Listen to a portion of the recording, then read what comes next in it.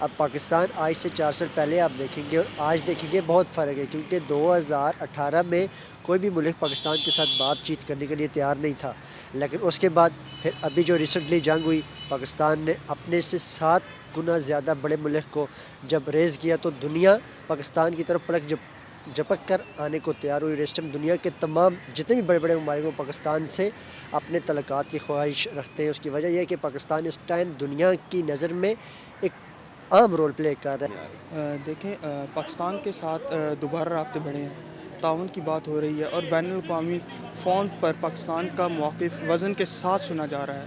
یہ سب اس بات کی علامت ہے کہ اعتماد بحال ہو چکا ہے۔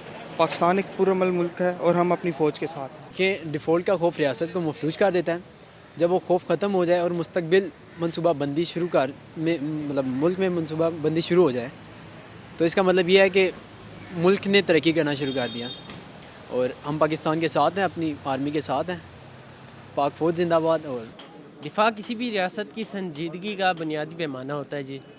جب پاکستانی دفاع صنعت اور ٹیکنالوجی عالمی توجہ حاصل کر رہی ہو تو اس کا مطلب ہے کہ دنیا پاکستان کو غیر مستحکم نہیں بلکہ قابل اعتماد سمجھ رہی ہے، اور پاکستان اس ٹائم بہت ترقی کر رہا ہے اور انشاءاللہ آگے آنے والے وقت میں بہت ترقی کرتا رہے گا۔ پاکستان زندہ باد۔